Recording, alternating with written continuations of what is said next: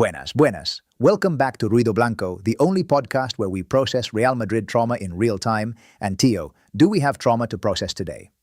We lost to Getafe at the Bernabeu, Barca are 4 points clear, and somehow the biggest story in the fanbase today is a photo of Mbappé sitting next to two physios in what appears to be a very nice swimming pool. Welcome to the crisis.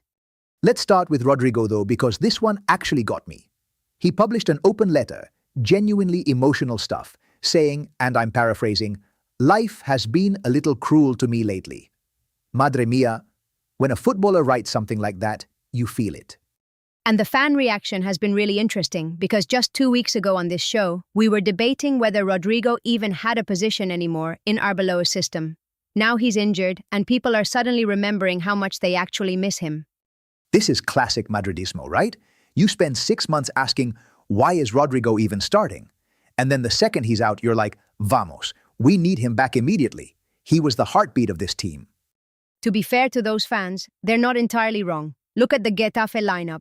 Gonzalo Garcia up front, Thiago Pitarch in midfield, Arda Güler trying to do everything. Rodrygo, for all the debate about his role, would have given Arbeloa an extra gear. One fan on the forums wrote, and I loved this, "Rodrygo is the player we complain about until the exact moment we need him, and then we realize he was the glue. Que barbaridad." That is painfully accurate. What strikes me about the letter is the timing. He's watching the team lose to Getafe, he's watching Barca pull away, and he can't do anything about it. That "life has been cruel" line hits differently in that context. The comments under his letter were mostly love and support from Madrid fans, which is nice. But there was one guy, who wrote, "Get fit quickly because Arbeloa needs a left winger who actually runs." I mean, not wrong, but maybe not the moment, Tio. Right, okay. Rüdiger. Because this is a whole separate fire burning simultaneously, and it's coming from an unexpected direction. German media specifically are going after him hard after that tackle on Diego Rico against Getafe. They're saying he shouldn't go to the World Cup, his own national media. That is a serious statement about a player who has been one of Germany's most important defenders for years. Fans here are split completely down the middle on this.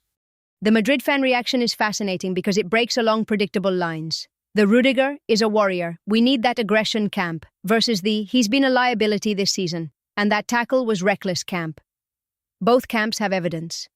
I've seen some fans defending him by saying, look, we're playing with basically no center-backs, Militao out, Asensio just coming back from that terrifying injury we talked about earlier this week, Rüdiger is under enormous pressure, and sometimes that spills over. That's a legitimate point, but it doesn't excuse a dangerous tackle.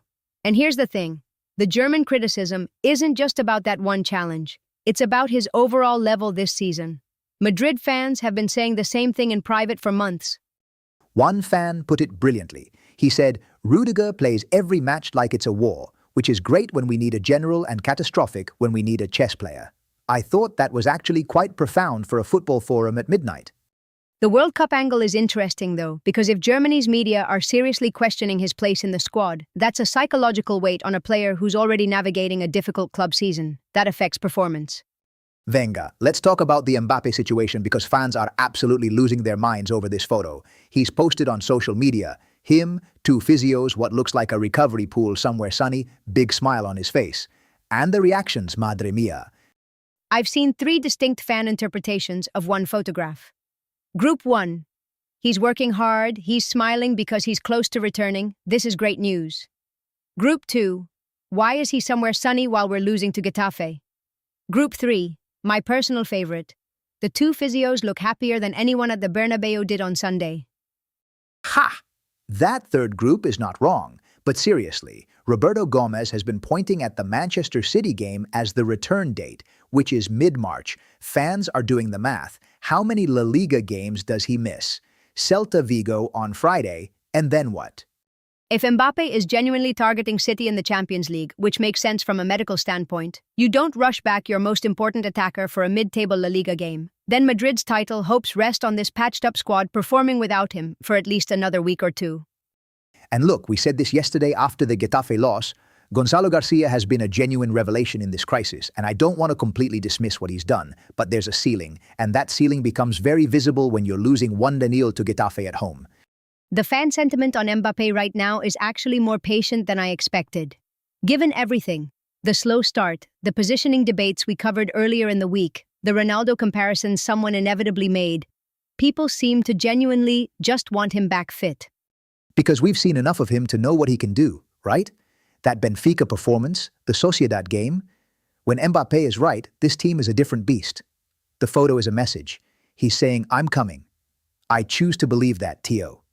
That's very on-brand for you, Rafa. Okay, before we sign off, Celta Vigo on Friday. Iago Aspas, still dangerous even at his age, a team with pace on the wings. Arbeloa needs a response, and he needs it fast. What are fans expecting? Honestly, after Getafe, expectations are low, but the demand is high. Fans want to see fight, they want to see Vinicius actually get the ball in dangerous positions, and they want Arbeloa to show something tactically that says he learned from Sunday. The Florentino dimisión chance cannot become a habit. ¡Qué barbaridad! 3 points on Friday doesn't solve the title race, but it keeps Madrid in the conversation. Drop points again, and this season's story starts writing itself in a direction nobody wants. Right, that's us for today. Hala Madrid, and let's hope Rodrygo heals fast. Hala Madrid, Tio, and Kylian, we see you in that pool. Come back soon. We need you.